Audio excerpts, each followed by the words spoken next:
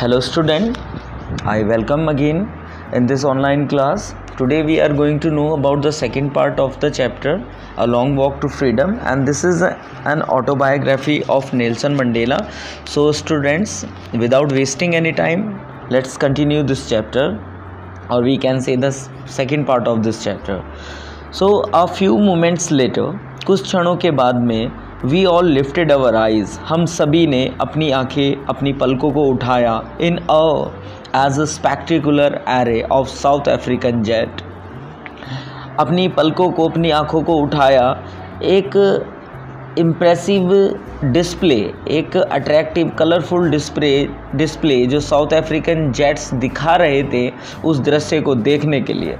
And helicopters and troops carriers roared, और जो helicopters थे और जो उनके ट्रूप करियर थे वो गुर्रा रहे थे इन अ परफेक्ट फॉर्मेशन, एक बहुत ही क्रमबद्ध चरणबद्ध तरीके से ओवर द यूनियन बिल्डिंग के ऊपर। It was not only a display, और ये केवल डिस्प्ले नहीं था of pin point precision and military force, ये केवल डिस्प्ले नहीं था उनकी एक सटीकता या मिलिट्री फोर्स का ही, बट डेमोन्स्ट्रेशन, लेकिन ये एक डेमोन्स्ट्रेशन थी ऑफ द मिलिट्रीज़ लॉयल्टी, जो मिलिट्री थी, फोर्स थी, उसकी लॉयल्टी का, उसकी वफादारी का टू डेमोक्रेसी, प्रजातंत्र के लिए, टू अ न्यू गवर्नमेंट, उस नई सरकार के लिए दैट हैड बीन फ्रीली, जो बन चुकी और साफ सुथरे तरीके से इलेक्टेड हुई थी। ओनली मोमेंट्स बिफोर, कुछ क्षणों पहले, the highest general of the south African defence force and police, कुछ क्षणों पहले जो सबसे बड़े general south African defence force के और पुलिस के थे, दियर चेस्ट, उनकी जो चेस्ट थी bagged with ribbons and medals from days gone by, उनकी छाती पर, उनके सीने पर मेडल्स लगे हुए रहते थे, लेकिन अब वो दिन जा चुके थे। नाउ दे, और we can say he saluted मी, उन्होंने मुझे अब सैल्यूट किया एंड प्लेज दियर लॉयल्टी, और अपनी लॉयल्टी, वफादारी की कसम खाई। आई was not unmindful of the fact that not so many years before they would not have saluted but arrested me, और मैं इस बात को भी अनमाइंड नहीं कर सकता, और ना ही मैं इस बात को भूलूंगा, और ना ही मैं भूल सकता हूँ, मैं भी इस बात को भूला नहीं था, इस फैक्ट को, कि बहुत ही ज़्यादा वर्षों पहले नहीं, they would not have saluted, वो मुझे सैल्यूट नहीं करते थे, बट अरेस्टेड मी, उन्होंने मुझे गिरफ्तार किया था। फाइनली ए चैवरॉन ऑफ इम्पाला, अंत में एक पैटर्न, एक design of Impala. Impala is a kind of jet, जैसे हमारे यहाँ पे राफेल है और तेजस है जो हमारे फाइटर जेट्स हैं, प्लेन है, इसी तरीके से वहाँ पर जो साउथ अफ्रीका का फाइटर प्लेन है उसको इम्पाला कहते हैं। तो वो वी शेप में वहाँ से उड़ते हुए गए। लेफ्ट अ स्मोक और ट्रेल ऑफ द ब्लैक, और उन्होंने काले धुएं की एक ट्रेल छोड़ी, बनाई, रेड ग्रीन ब्लू, और उसमें ब्लैक के साथ red green blue and gold colour भी था, of the new South African flag, जो नए साउथ अफ्रीकन फ्लैग को रिप्रेजेंट करते थे। The day was symbolised for me, ये दिन मेरे लिए, मेरी स्मृतियों में रहने वाला था, मेरी यादों में रहने वाला था, because by the playing of our two national anthem and the vision of white singing Kosi Sikelel I Africa, this was the national anthem of white people of South Africa, and blacks, the people who were blacks and they were gathered or arranged there, they were singing Die Stum, the old anthem of the republic. Although यद्यपि that day neither group knew the lyric of the anthem they once despised, they would soon, on the day of the inauguration के दिन के दौरान, I was overwhelmed, मैं overwhelmed था with the sense of history, इतिहास के क्षणों को याद करके। In the first decade of the 20th century, 20वीं शताब्दी के पहले दशक के दौरान, अ फ्यू ईयर्स आफ्टर, उसके कुछ सालों के बाद में, the bitter Anglo Boer war जो बिटर, बहुत ही बुरी, कड़वी एंग्लो बोअर वॉर हुई थी, जिसमें जो वाइट पीपल थे उनके बीच में और फार्मर्स के बीच में, उसको यहाँ पर एंग्लो बोअर वॉर कहा गया है।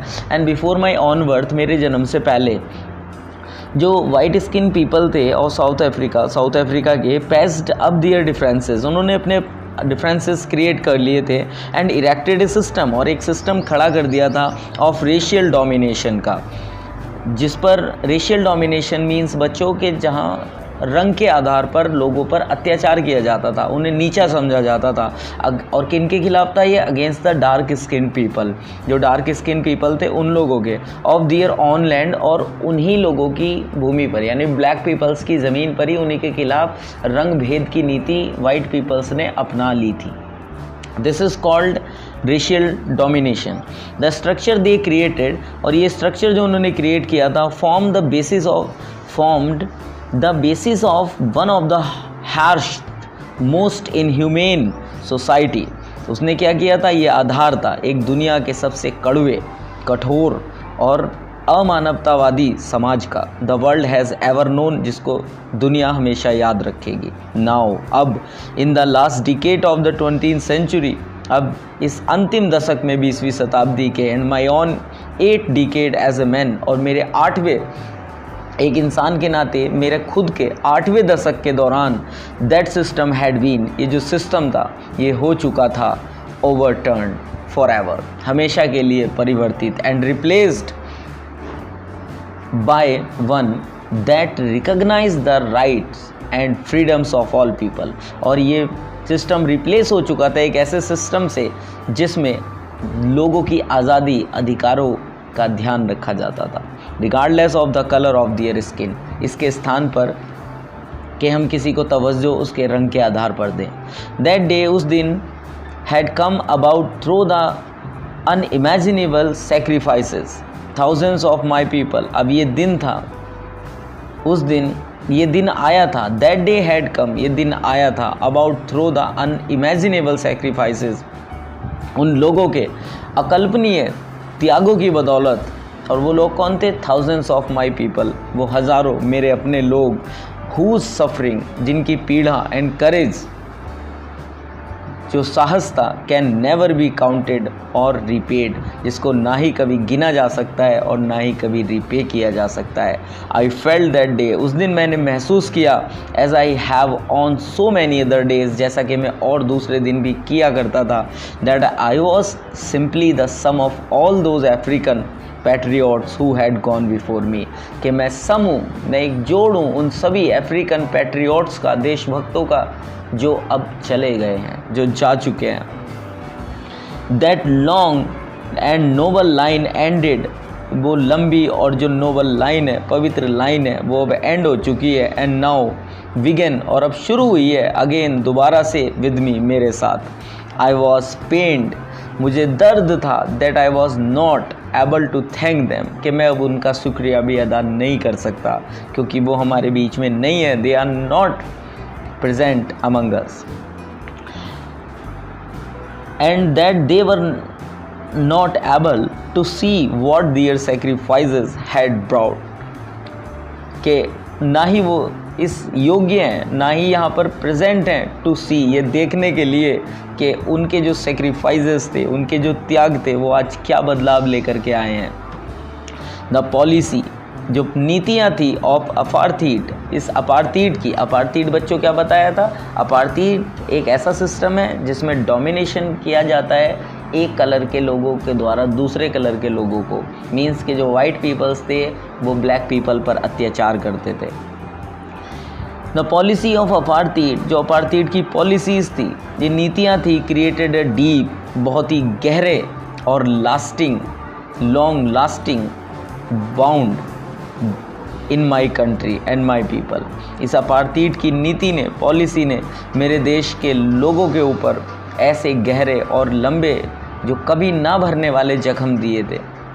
All of us will spend many years, हम सभी बहुत वर्ष गुजारेंगे, if not generations, recovering from that profound hurt, और पीढ़ियों तक हम इससे उभर नहीं पाएंगे उन जख्मों से, but the decades of operation and brutality, लेकिन ये जो दशक थे ऑपरेशन और ब्रूचुअलिटी के, नृशंसता के, हैड अनदर अनइंटेंडेड इफेक्ट, उसके दूसरे भी प्रभाव थे, and that was that it produce the Oliver Tambos, और उसी की वजह से प्रोड्यूस हुए थे, उत्पन्न हुए थे महान लोग जैसे Oliver Tambos, the Walter Sisulus, the Chief Luthulis, the Yusuf Dadoos, the Bram Fishers, the Robert Sobuks of our time,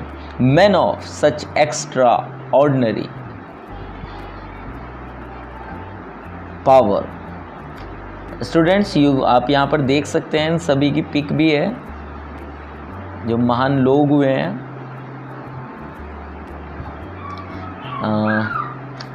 And these are some prominent names in the struggle against apartheid. Okay, इन लोगों ने अपनी ज़िंदगियों में बहुत कुर्बानियाँ दी अपार्थीड को हटाने के लिए. तो ये कुछ इम्पॉर्टेंट पीपल्स हैं जो मैन थे करेज के, विजडम के, जेनरसिटी के, that their like may never be known again, कि उनके जैसे अब कभी दोबारा नहीं आ पाएंगे.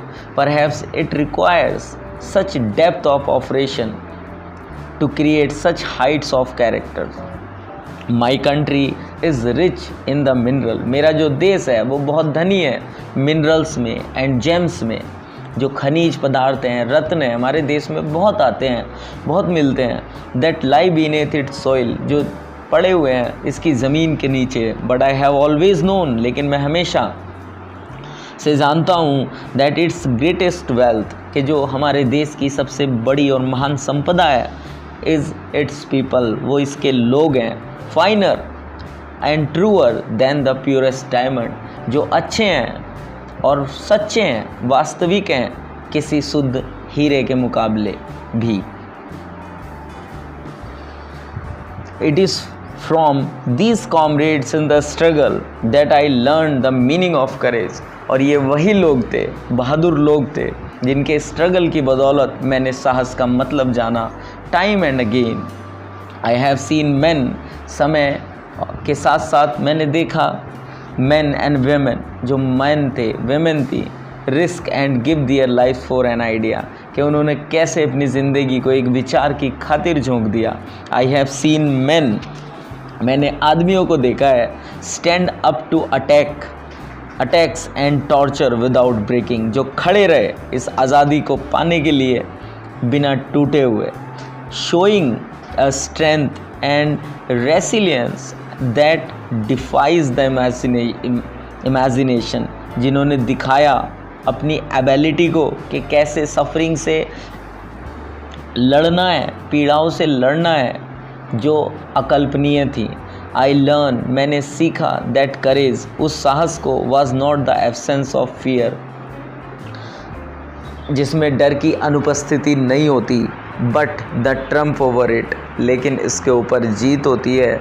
The brave man is not he, बहादुर लोग वो नहीं होते, who does not feel afraid, जो डर को महसूस नहीं करते, बट ही, लेकिन वह होते हैं, हु कॉन्कर्स दैट फियर, जो उस डर को तबाह कर देते हैं.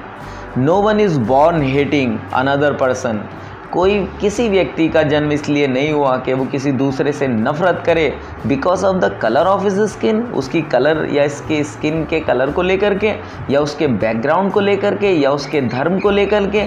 People must learn to hate, लोगों को नफ़रत करना सीखना चाहिए. And if they can learn to hate, यदि वो नफ़रत करना सीख जाते हैं, they can be taught to love, तो उनको प्यार करना सिखाया जा सकता है. For love comes more naturally to the human heart, जो प्यार होता है वो मनुष्य के हृदय में प्राकृतिक रूप से ही आता है. देन इट्स ऑपोजिट, उसके अपोजिट, उल्टे के. Even in the grimmest times in prison, जो हार्डेस्ट वक्त था प्रिजन में, जेल में, जब वैन माई कॉमरेड्स, जो मेरे साथी थे, and I were push to our limits, जब हमें दबाव बनाया गया हमारी लिमिट तक, जितना हम सह सकते थे उतना या उससे भी ज़्यादा.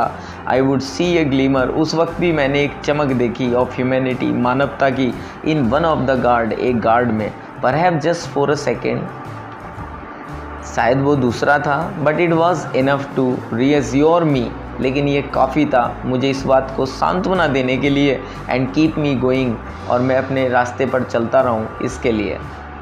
मीन्स बुराई में अच्छाई उन्होंने वहाँ पर देखी।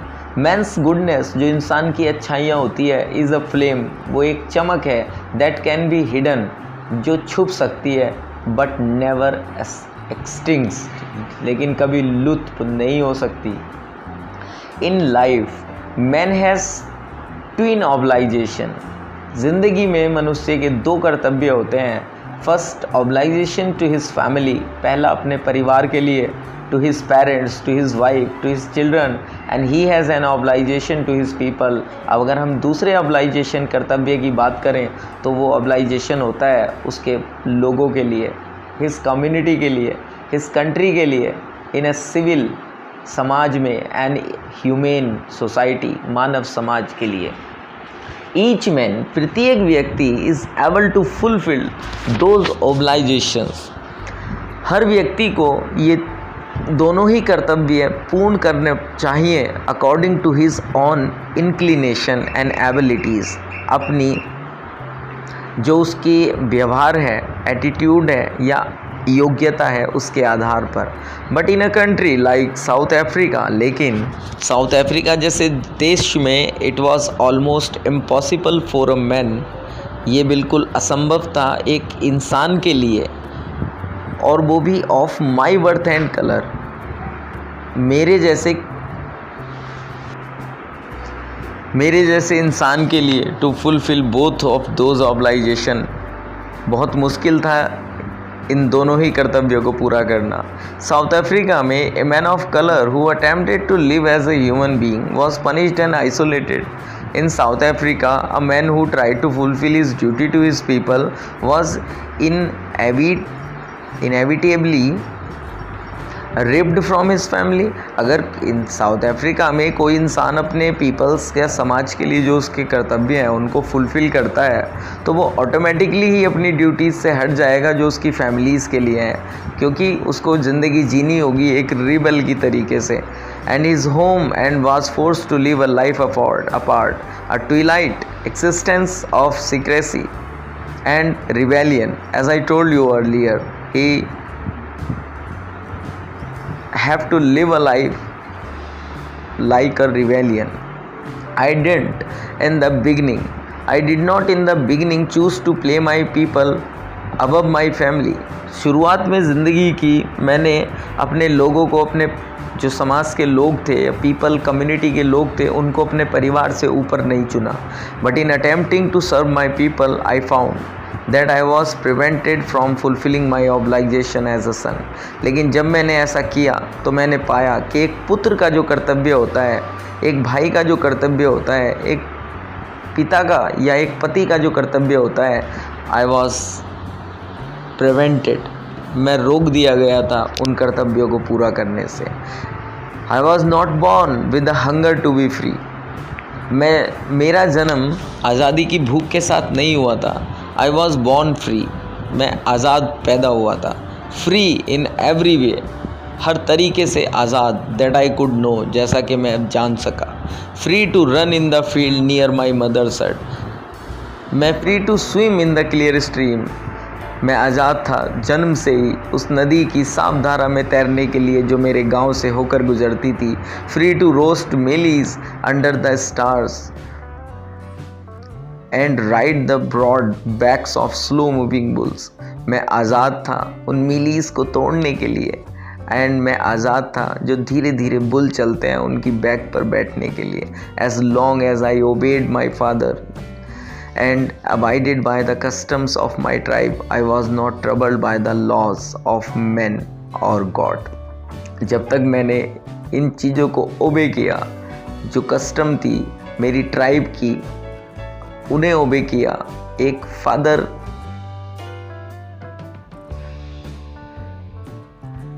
अपने फादर को एक सन के नाते ओबे किया, तब तक मुझे किसी कानून से, शायद जो ईश्वर का या इंसानों का था, उससे कोई तकलीफ़ नहीं हुई। इट वॉज़ ओनली व्हेन, ये तब हुआ, आई बिगेन टू लर्न, जब मैंने सीखना शुरू कर दिया, that my boyhood freedom was an illusion, कि जो मेरी बॉयहुड बचपन की लड़कपन की आज़ादी थी वो सिर्फ एक इल्यूज़न थी, एक दिखावा थी, एक सम्मोहन थी। व्हेन आई डिस्कवर्ड, और जब मैंने खोजा एज अ यंग मैन, एक यंग मैन के नाते, that my freedom had already been taken, कि जो मेरी आज़ादी थी वो पहले ही ले ली गई थी फ्रॉम मी, मुझसे। That I began to hunger for it, तब मुझे इसकी भूख, आज़ादी की भूख लगी। एट फर्स्ट, पहले एज अ स्टूडेंट, एक विद स्टूडेंट के नाते, I wanted freedom only for myself, मुझे आज़ादी केवल अपने लिए चाहिए थी। The transitory freedom of being able to stay out at night, और वो कैसी फ्रीडम थी कि मैं अपने मन से अपने घर से बाहर रात को रुक सकूं, रीड व्हाट आई प्लीज्ड, पढ़ सकूं जो मुझे पसंद था, and go where I choose, और जा सकूं जहां मैं जाना चाहता था। लेटर, बाद में, एज अ यंग मैन, एक यंग मैन के नाते, in Johannesburg, I yearned for the basic and honourable freedom, मुझे इच्छा हुई एक सम्मानित आज़ादी की, of achieving my potential, of earning my keep, of marrying and having a family, the freedom not to be obstructed in a lawful life. But then I slowly, लेकिन धीरे धीरे, I saw, मैंने देखा, that not only was I not free, कि मैं अभी भी free नहीं हूँ, but my brother, कि केवल मैं अकेले, but then I slowly saw, लेकिन तब धीरे धीरे मैंने देखा, मैंने जाना, that not only was I, कि केवल मैं ही नहीं था नॉट फ्री, केवल मैं ही ऐसा नहीं था जो फ्री नहीं था, बट माई ब्रदर, लेकिन जो मेरे भाई थे, and sisters were not free, वो भी आज़ाद नहीं थे। Means the people of the community, समुदाय के लोग, उनके जैसे लोग, यहाँ पर उन्हीं को इन्होंने ब्रदर्स एंड सिस्टर कहा है। आई सॉ, मैंने देखा, that it was not just my freedom that was curtailed, कि केवल मेरी अकेले की ही आज़ादी को कर्टेल्ड, रिड्यूस, स्टॉप नहीं किया गया है, but the freedom of everyone who looked like I did, लेकिन उन सभी की आज़ादी को रिड्यूस कर दिया गया है जो मेरे जैसे लगते हैं, मीन्स जो ब्लैक हैं। That is when I join the ANC, और यही वो वक्त था जब मैंने ANC को ज्वाइन किया। And that is when the hunger of for my own freedom became the greater hunger for the freedom, और यही वक्त था जब मेरी भूख जो थी आज़ादी की, वो बन गई थी एक महान हंगर, एक बहुत बड़ी भूख आज़ादी के लिए।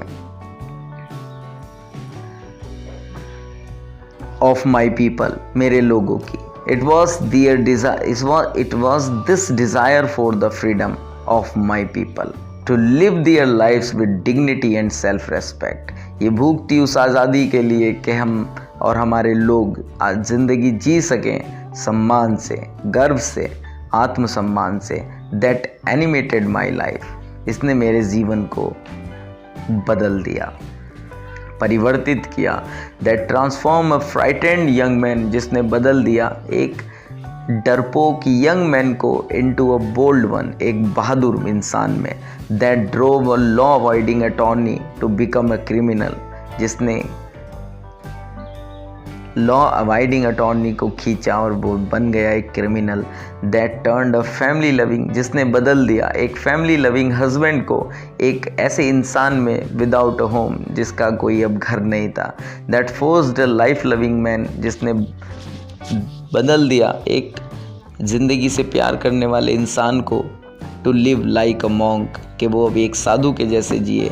आई एम नो मोर वर्चुअस और self sacrificing than the next man, जो मेरे बाद, जो मेरे मुझसे पहले इंसान थे,